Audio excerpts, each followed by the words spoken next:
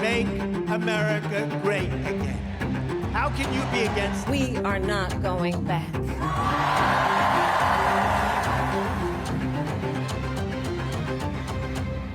Welcome to Sidebar from the Washington Post. I'm Libby Casey, and I'm joined in our newsroom by senior political correspondent Rhonda Colvin and columnist and editorial writer James Hohmann. Welcome to you both.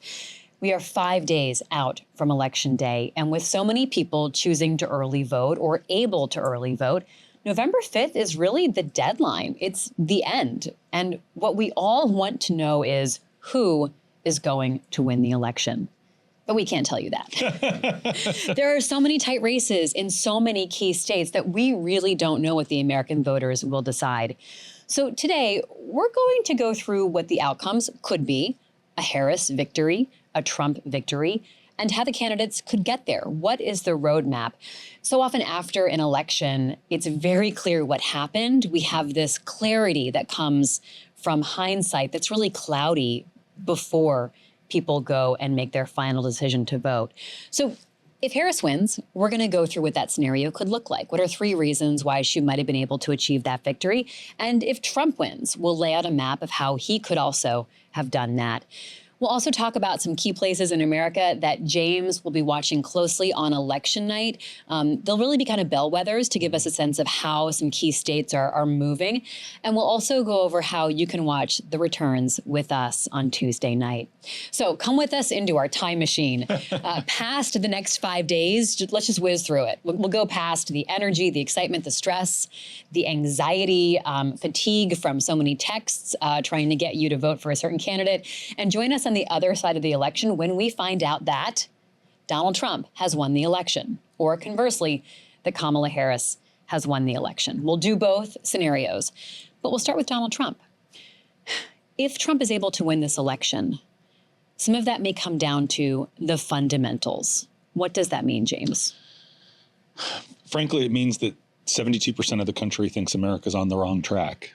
And 11 of the last 13 elections that the U.S. has had have been change elections where the party that controls the White House, Senate, or House flips.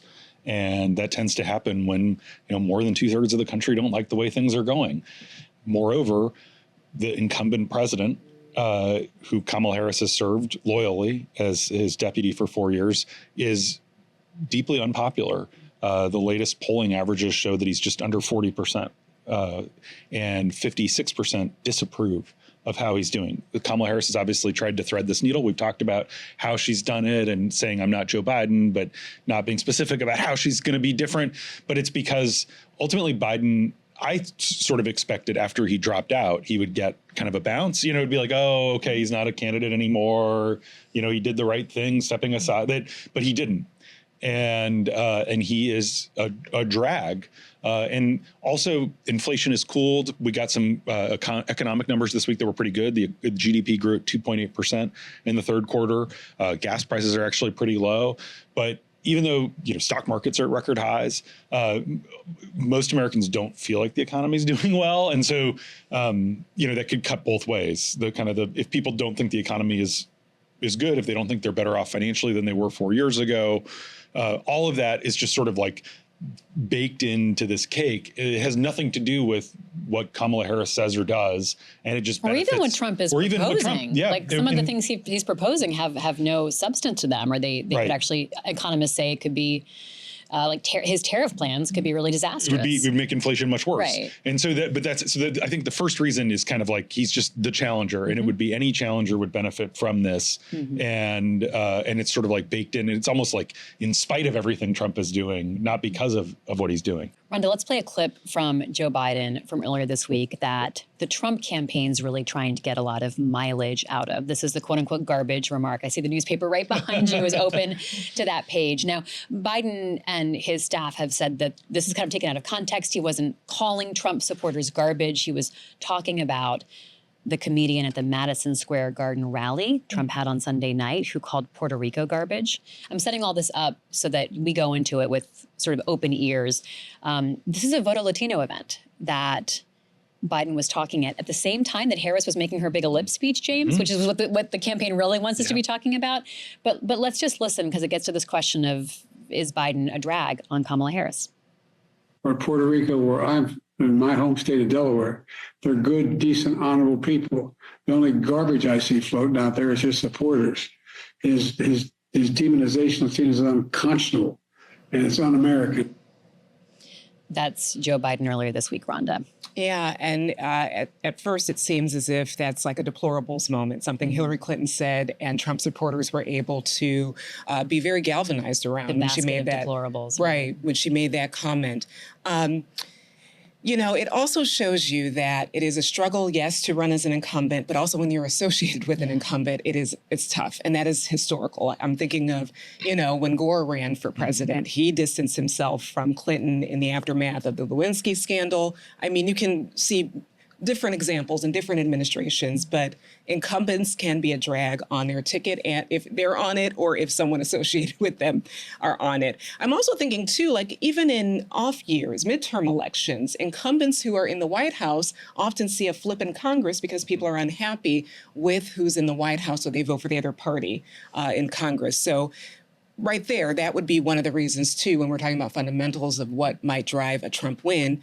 It really is incumbents are it's a hard thing to win as an incumbent or associated with an incumbent. And Harris has tried to strike a balance of staying loyal to Joe Biden, I'm sure for personal reasons as well as political reasons. But if we look with hindsight, and she's not able to be seen as the underdog, which she's trying to be, if she's not able to be seen as like the challenger going up against a Donald Trump who was the president before, then it's like she wouldn't have been able to distance herself right now from. Yeah, I mean, Biden has FOMO. He wishes he was out on the trail more. He's doing an event in Philly on Friday. You know, I think he regrets to some degree dropping out. And, you know, it's been very hard for him. It's been very hard for Jill Biden. There is going to be so much finger pointing if Harris loses between the Biden camp and the Harris camp. They're very much on the same page right now. You know, they're all rowing the same direction. They all very much want Harris to win. In many ways, Joe Biden's single greatest, most consequential achievement was defeating Donald Trump in 2020. And if Trump wins in 2024, it sort of does really undercut his legacy. Yeah, but also so many things that he enacted will take time to unfold. Right. Like I expect Biden's approval ratings to go up over time, which they usually do for past presidents. But the Infrastructure Act, so many like legacy things that I think people will look back on in 10 and 20 years and be like, oh, that bridge, oh, that this, but oh, that because of the bipartisan ability of that moment to pass some legislation. But people don't feel it. For better or worse, it's like they don't feel it yet. Right. And the signs say bipartisan infrastructure, you know, they don't say Joe Biden's infrastructure bill, you know. And a lot of Republicans have been running on it themselves. Like it was a pretty impressive bill to get through. Yeah. And like picking and choosing whose name goes on it. Well, yes, there will be finger pointing, but as you say, they are rowing in the same direction right now. But I do think if Trump wins, I think like the Harris people are going to say Biden should have dropped out earlier. He shouldn't have run again. There's going to be a lot of back, and the Biden people are going to try to blame Harris. It's going to be very messy if Trump wins. Okay, and that's a scenario we are laying out right now. Yeah. So in this magical world we've gone to in the future, where Donald Trump has won the election, if he's able to do that.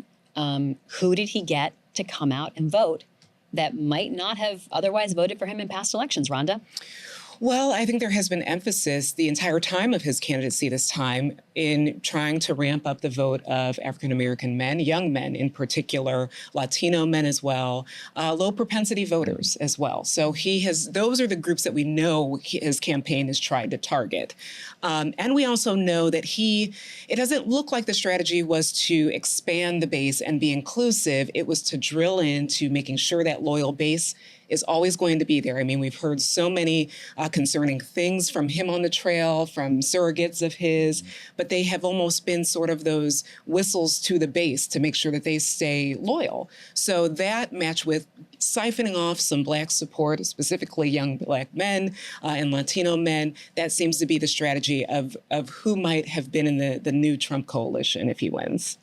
This is the gender election. I mean, this is really, and I think there's so much interesting reporting happening on what it's meaning for families and communities. If a wife and a husband are choosing different directions to vote, but so whether or not people are feeling it themselves, the powers that be are sort of forcing it on people and almost forcing people to try to take a side. James, do you want to tee up this Trump trans ad? anyone who's been watching TV has probably seen this ad, and it is aimed very much at this multiracial coalition, the manosphere, and a little bit of suburban voters. But basically, it's trying to say, as Trump often says on the trail, Kamala Harris is for they, them, Donald Trump is for you. And so it is basically trying to relitigate the culture war and some of the transgender issues that have been prevalent over the last few years. And this like ad has been playing again and again and again. Nonstop. So let's listen to it now. Kamala even supports letting biological men compete against our girls in their sports. Kamala is for they, them.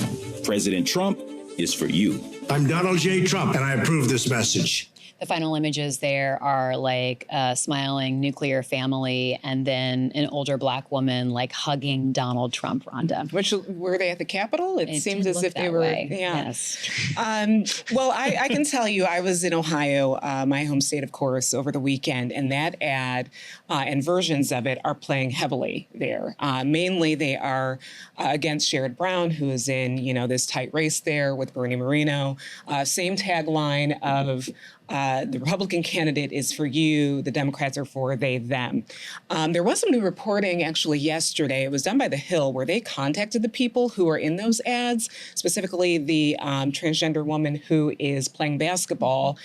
These people didn't know they were in these ads that are circulating around heavily around the country. And that person said that was taken out of context. She was actually on a basketball team in college where she was older than some of the students, but these weren't minors. This was a group she played basketball with. She said she can't sleep now knowing that this is playing across the country. Her boss has stopped her from going on business trips because she has been experiencing a lot of backlash from this ad. Some of the other ads featuring or trying to bring across the context of transgender rights. Some people featured in those ads are drag performers. They also did not realize that they were in these ads. Some are looking into legal counsel on what their rights might be. It also, and I'll just quickly say this, I learned this through some of my reporting on the Montana Senate race, which has a lot of ads going on there. It's really hard for anyone to do anything about political ads. Consumer protection agencies, the FTC, they can't really stop this stuff unless an opposing side may do a cease and desist. You really can't do anything. So these people who are in ads that they didn't even realize were circulating around the country don't have much of a leg to stand on right now, but they do seem as if they're very upset about this. Trump's closing message is vulgarity. I mean, we mentioned the Madison Square Garden rally, but he is, Kamala Harris is out there promising to be a president for all Americans. Donald Trump very much is not. He is kind of like running and using the trans community as a foil. So much of the language at the Madison Square Garden rally, which I watched in full, was just like so nasty and mean spirited. And people may have just gotten the Puerto Rican trash, right? The one. I'm not going to call it a joke, but was intended to be, the comedian says, a joke about calling Puerto Rico garbage. But there was so much else in there that was vulgar, crude.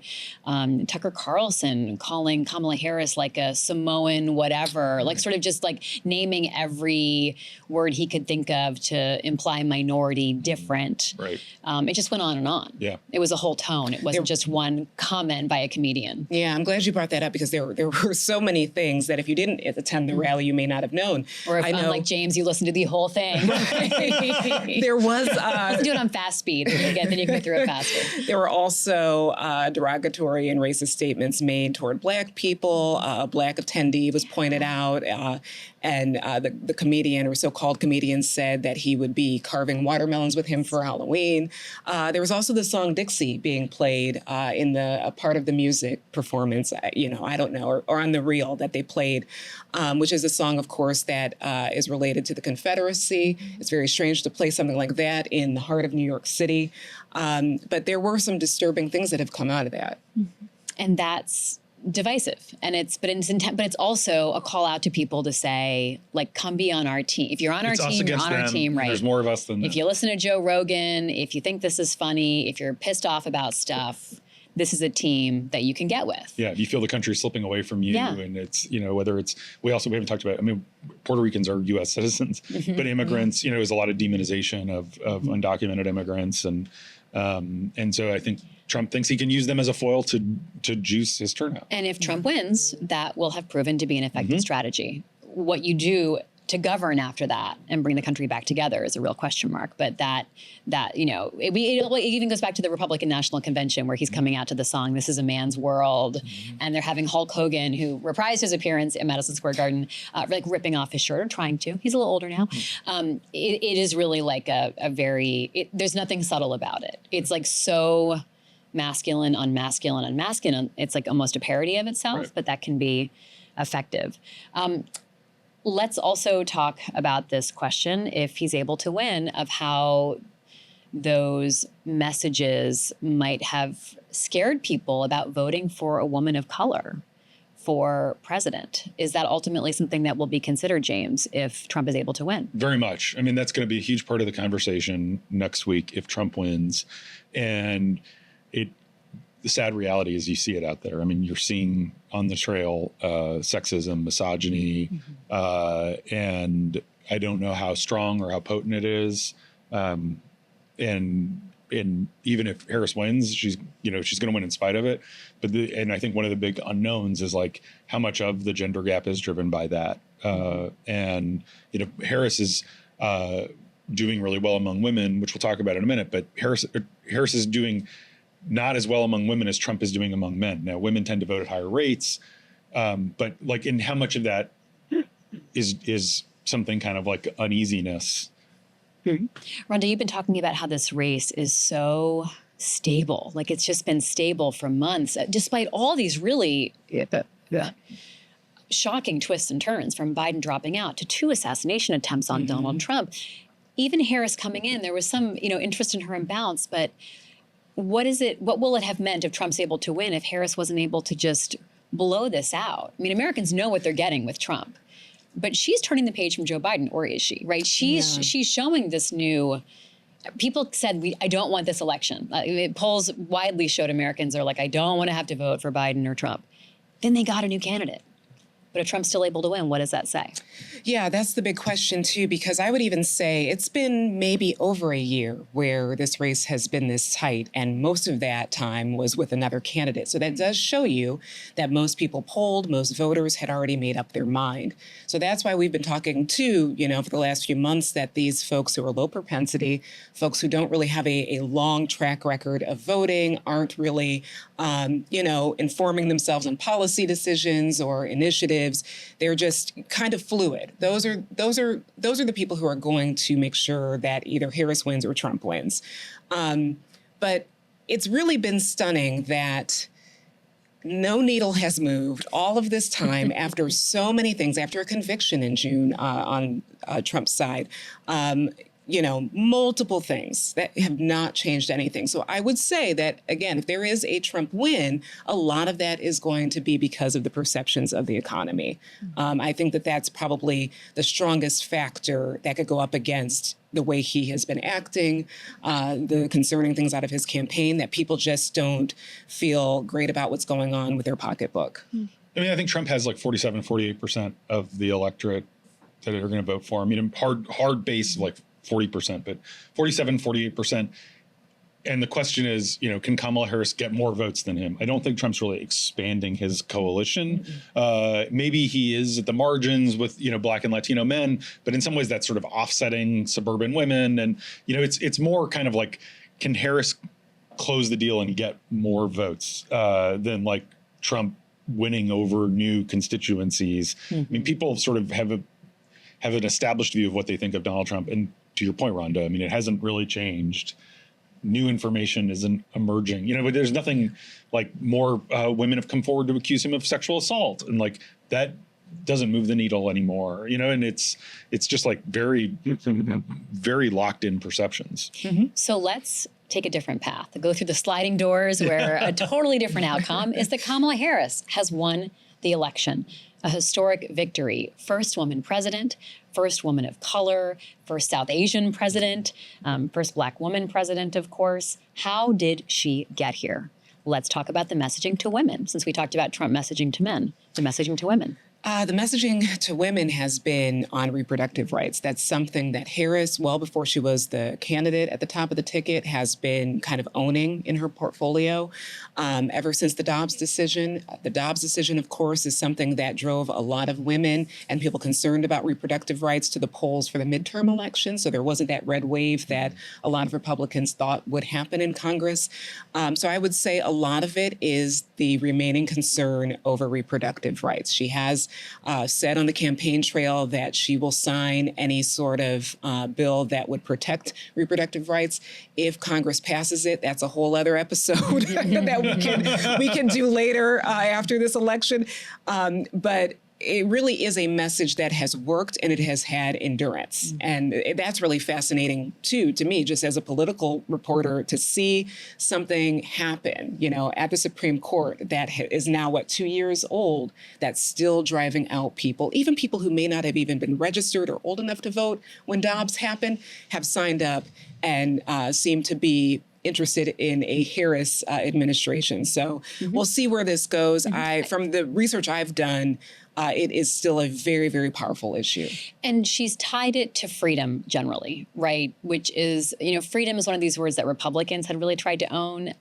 But she even has the walk-on song of Beyonce's Freedom, right? She's tried to tie this idea to freedom on a number of fronts, not just reproductive rights, but not just abortion, but everything from IVF to just general freedom message, James. Yeah, so I think it is the big open question is sort of like, how potent is Dobbs still 2.5 years later? And I will confess, seen, it is one of those things where after the fact, everything seems inevitable, but I've gotten mixed evidence and so I don't know what's going to happen. I was in Michigan at a Democratic field office, and everyone who was going door knocking, including this female state representative, was saying it's not as potent as it was 2 years ago. But maybe they're just voting and they're quieter about it. There also are 10 states. But also it's state by state. Some states have more liberal laws, some have more conservative laws. Some people it feels more like a bind, and some people it feels freer. So, and so Arizona has a ballot initiative to put a constitutional protection for abortion. And so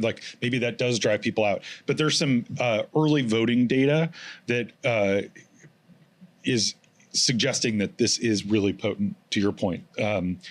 So there's a 10-point gender gap in early voting. Women are voting, 55% of people who voted early so far are women compared to 45% who are men. Even among registered Republicans, women are voting early at greater rates than men. In Michigan, Pennsylvania, North Carolina, and Georgia, there's at least a 10-point gap there. We don't know who these people are voting for, but this is the most stunning thing. This data point really has prompted me to rethink how things are going. In Pennsylvania, women registered as Democrats made up nearly a third of early votes this year from people who did not vote in 2020. In 2020, wow. So these are women who are voting in Pennsylvania who didn't vote 4 years ago, and are Democrats. That suggests that there is this sort of wave coming that maybe isn't getting captured by the polls. So I don't know what's going to happen. I will say, that's my line usually. No, it is but this is a show where we know what happens, guys. Exactly. We're in the future. You know what happens. I'll say, compared to when we taped this show a week ago, Democrats are feeling much better. Last week when I was talking to Democratic sources around the country, they were really freaking out. And the last 48, 72 hours, it's sort of there's this sense that they're going to win. But if you're watching us on YouTube, you can see James is saying they're going to win, but his hands are everywhere. If you're just listening to us on your favorite podcast app, his hands are manic. It's like, are they or aren't they? A Democratic congresswoman told me that she is nauseously optimistic. It's so perfect instead of cautiously optimistic. It's so perfect. She needs to coin that phrase. Yes.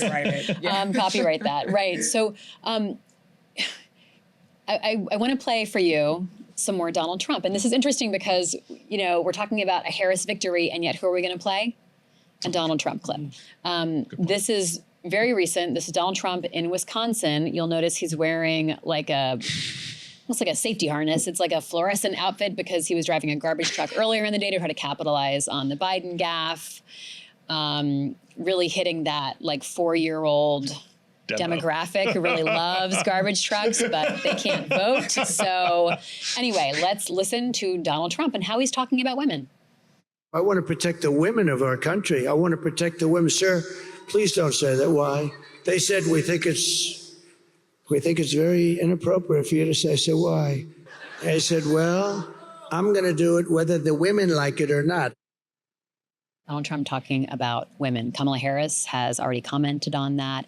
And it's interesting because she pivots when asked about it, because this is the deal. The candidates can't control what reporters are going to ask them, but they know what's popping in the news. So if they know that if they stop and talk to reporters, like likely what's going to, so she knew this would come up. And she's really pivoting to condemning that sort of talk, but then also being like, I'm going to be the president for everyone, whether you vote for me or not, right? He's going to have like a retribution list. I'm paraphrasing. I'm going to have an agenda list. This is sort of the line that she's giving. This is part of Trump's closing argument, Rhonda. And it's a closing argument that I can't see many Republican strategists asking him to do, or any national Republicans who have also asked him to stay away from this type of thing. And I would say that, when we're talking about women coming out, women maybe who were not voters in the last election and how that might change things, I would also say what could contribute to a Harris win is the fact that Republicans haven't done anything to soothe the minds of women who are very concerned about reproductive rights. And when you hear that clip, when you hear childless cat ladies, which of course, that was said before Vance was the candidate for vice president, but it's still something he didn't back He didn't clean it up, yeah. When there was another clip from Trump weeks ago where he said he would be the protector of women. You don't have to worry about a thing. And it didn't come across very well either.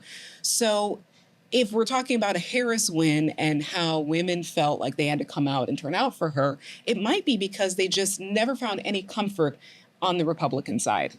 In this closing week, people like Nikki Haley are not on the trail for Donald Trump right now. And in fact, she's been on TV criticizing the Madison Square Garden rally. That could have been an opportunity to bring in someone like her, people who could reach out to a broader coalition of Republicans to support Trump. Wasted time? Or Yes. effective. Well, we'll find out. Yeah. But I'm doing the Rhonda. Yeah. But I think part of if Harris wins, a big part of it is that Trump, in his petulance, did not reach out to the Nikki Haley wing of the Republican Party. These are people who are not sold on Kamala Harris. They don't approve of Joe Biden. They probably voted for Mitt Romney 12 years ago. And, even after Nikki Haley dropped out of the race, she was still getting 25% in some of these Republican primaries. And Nikki Haley has said, she went on Fox and said, I haven't talked to Trump since June when he asked me to speak at the Republican convention. I would be happy to be out there campaigning for him. She actually was on Wednesday in Pennsylvania campaigning with Dave McCormick, the Republican for Senate. But she's like, Trump hasn't asked and they're not using me. And I think that is, you think about that archetypical Nikki Haley Republican, with kind of am I signing up for 4 more years of this kind of insulting rhetoric about women, and Tucker Carlson talking about spankings, and it's just kind of I forgot about that one too. Yeah, that's how I did as well. It's just I feel like there's if Harris wins, I think it's those Nikki Haley Republicans are probably going to break for Harris, and that's part of it. And can I just say, Rhonda, that's part of who Kamala Harris is trying to woo. Yeah. She's going out and doing events with. Right. Well, she has done events with Liz Cheney, has been someone who's been a surrogate out there for her. And I think that this is one of the most fascinating things I have witnessed in her very short campaign is that she is leaving nothing on the table. She has gone out to the periphery of the base and concentrated on Republicans who, are disillusioned and don't want to vote for Trump again. She has a whole arm of her campaign dedicated to Republican messaging. She, when she saw that the figures aren't great with young Black men, she's doing podcasts, doing things routinely to try to reach them. So she really is running a campaign that is trying to just have no excuses in the end if she doesn't win. So I think this is all part of it, that she is saying, Haley voters, come here. Here's your tent. Republicans, just vote for me this one time and go back to your party the next time. And that, I think, has been, just again, as a political reporter having covered these elections, it is a very smart campaign in this time and this moment. It's not the Hillary campaign, the Biden campaign, where I think both of those candidates it's hard to prepare for Trump and the rise of Trump. But it appears that Harris knew what she was going to be signing up for and going up against him, and knows what type of coalition will beat him. The Harris campaign is playing ads in states like Pennsylvania that are not just targeting women, they're targeting men. And so they're also trying to go after a male vote. I want to play one featuring a guy named Matt McCaffrey in Pennsylvania. I am a Republican. I voted for Donald Trump and I went to his inauguration in 2016. We tried it for 4 years. It just didn't work. All these billionaires are coming out of the woodwork to support Trump. Well, no they want their tax breaks. I'm Kamala Harris, and I approve this message. Matt has a Phillies mug right next to him. Subtle. About as big as our sidebar mug here. Yeah, I mean, they're trying to get men on board too. Mm-hmm. Is it enough? It doesn't. You don't have to win men. You just have to not lose men by a lot more than you're winning women by. Yeah. You know, if the election comes down, if it's sort of like men having their act together and like meeting deadlines and showing up, or women doing so, I'm going to bet on the women. You know, but I think like that is, there is kind of a like, you know, Trump has made inroads with the manosphere, and he did 3 hours with Joe Rogan after, you know, last Friday. And, you know, Joe Rogan said that he invited Kamala Harris on, and but that he insisted that she have to fly to Austin, and that, you know, she offered an hour, which is a lot of time. Yeah. And he said, no, I want 3 hours.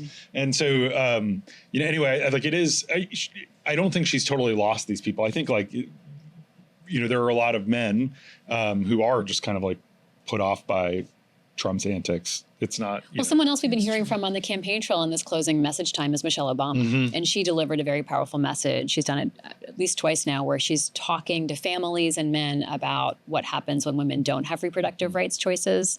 If you do have a miscarriage or some kind of pregnancy crisis. And she's in very blunt and evocative language talking about this, not as a woman's issue, but really as a family issue. And you know, calling out to men, to that protective, nurturing, loving tendency, which, you know, so it's like it's trying to bring them in and make them comfortable enough, right? But we're just not seeing that same parallel on the Trump side. They're not making room. And I think what they would say is if Donald Trump was sitting here, he'd be like, when I'm talking about protecting what that's like, that's what he views as the flip side of it, but it's like incredibly off-putting and grating and like creepy. Right. It's parental. But he thinks that's what he's doing. Right. You know, he's like, I will protect women. Like, and you know, I think, and that's the maybe message that men want to hear about protecting women, but do women ultimately want to hear it? So we've always wondered, of course, since Harris came on the ticket, would she be able to appeal to progressives in the Democratic Party, especially after there has been so much just disgust and heartbreak over what's happening in Gaza as the war continues there, and we're just seeing these really catastrophic headlines of starvation and bombings and things like that. So there's the question of if Harris wins, was she able to pull back in enough progressives? Was she able to get young people to vote for her?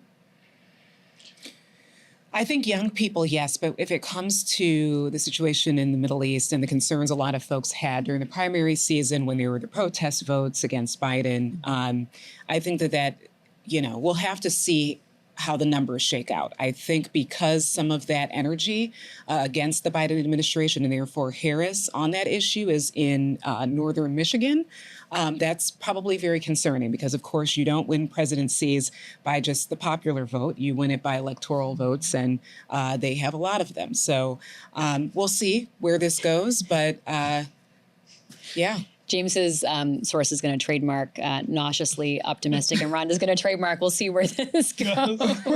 We will. It is one of those things, though, that is, and I know the campaign is very aware of this, too, for sure. That is overshadowing everything. If there wasn't the issue with Israel or Gaza right now, I can't see Harris having a tough time in a place like Michigan, as tough as it is right now for her in northern Michigan. And to your point, absolutely right. You know, if this is going to be a close election, like you could lay out a scenario where Trump runs the table and wins all 7 swing states. You could lay out a scenario where Harris runs the table and wins all 7 swing states, but it's going to be like, this is a very tight race. The polls really do show basically a tie.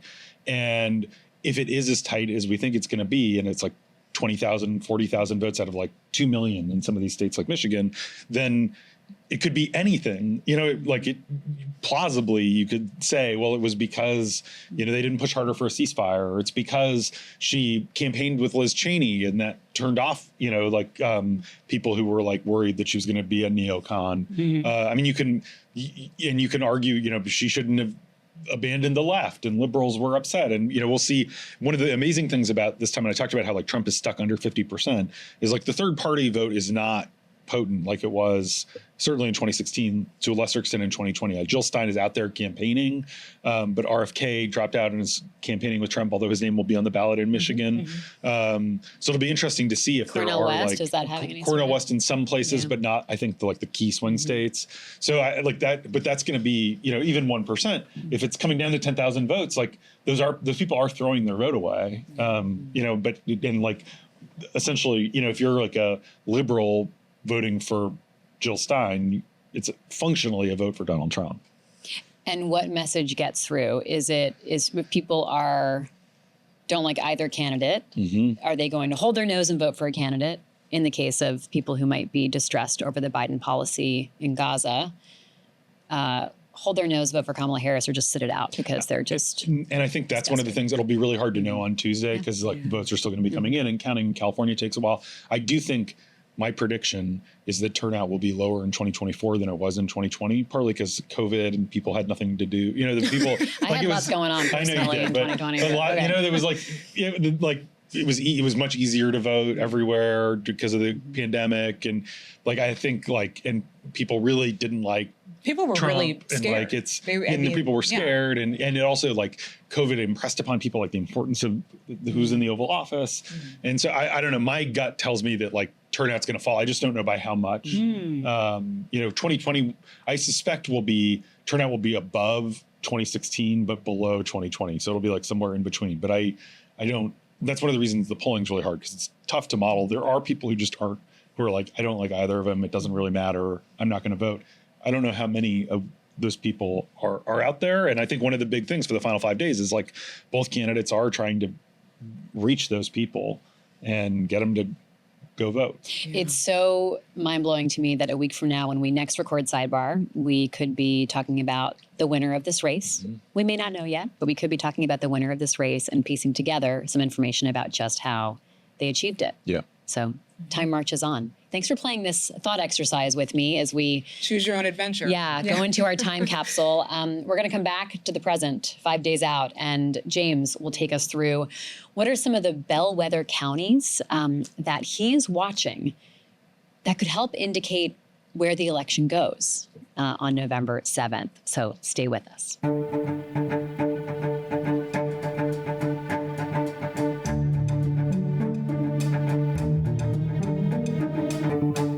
This is Sidebar from the Washington Post. We have sent James over to our wall, which has a breakdown of states, counties. We're looking at where the vote returns will come in on election night, and you can join us when James does all this on Tuesday night.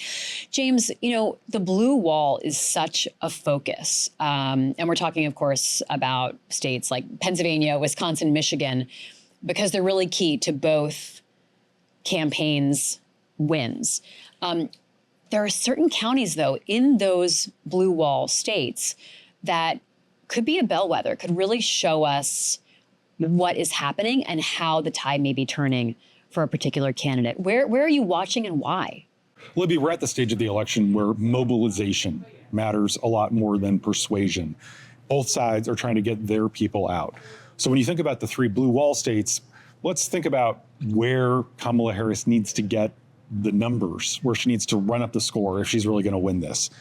Madison in Dane County, that's the University of Wisconsin. It's the state capital. It's the most liberal part of Wisconsin, famously known, their official city motto is 77 square miles surrounded by reality. You can see how much of the vote Joe Biden got here 4 years ago. And he really did get quite a lot more. In 2012, Barack Obama won Dane County, where Madison is, by 132,000 votes. In 2016, Hillary Clinton, who never went to Wisconsin, won it by 147,000 votes. In 2020, Biden won it by 181,000 votes. Now, there's some concern among Democrats that college students aren't as excited as they were even 4 years ago, partly because of Gaza.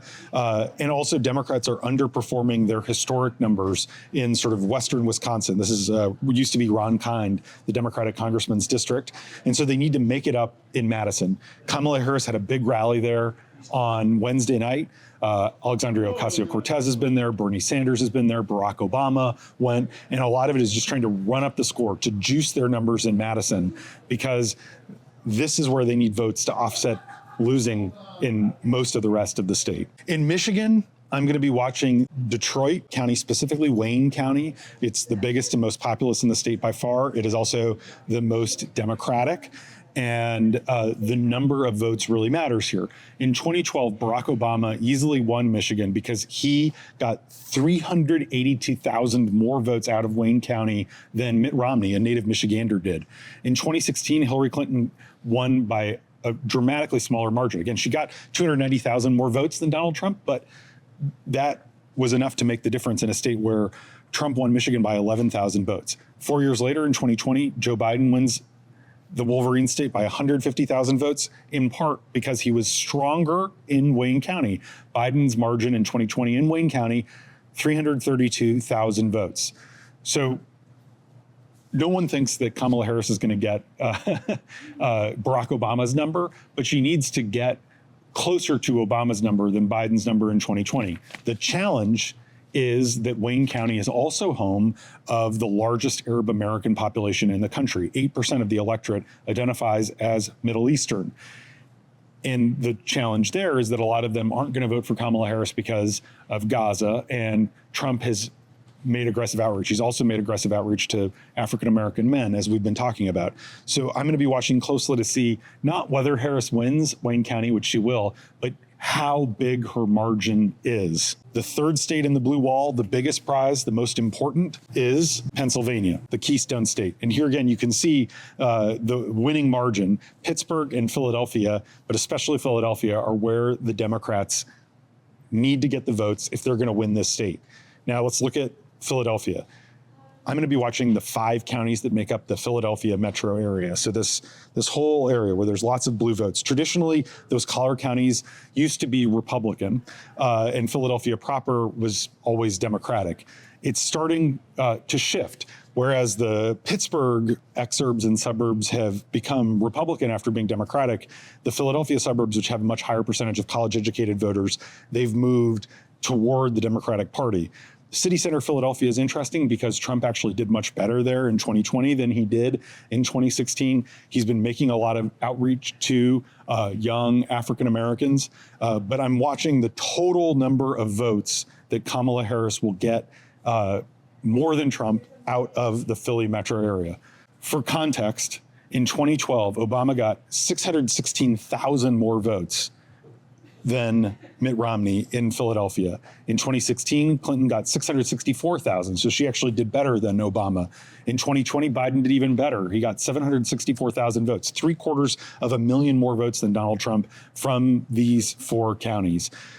Trump won Pennsylvania by 44,000 votes in 2016. Biden won the state by 80,000 votes. So you can understand that just that incremental margin in the Philly metro area really probably will decide the difference more than a place like Erie, which is a less populated and swings back and forth. Every county matters, but the number of votes you're getting out of Philadelphia probably decides who wins the presidency. That's why Kamala Harris is closing out her campaign there on Monday night on the steps of the Philadelphia Art Museum, the Rocky Steps. And I'm going to spend the weekend here because I really think this is what will determine who is going to be the next president. All right, James, thank you so much. I hope you've got your sneakers ready because you're going to be up at that wall like all of election night and maybe for days afterwards. So thank you for telling us about where to watch on Tuesday night.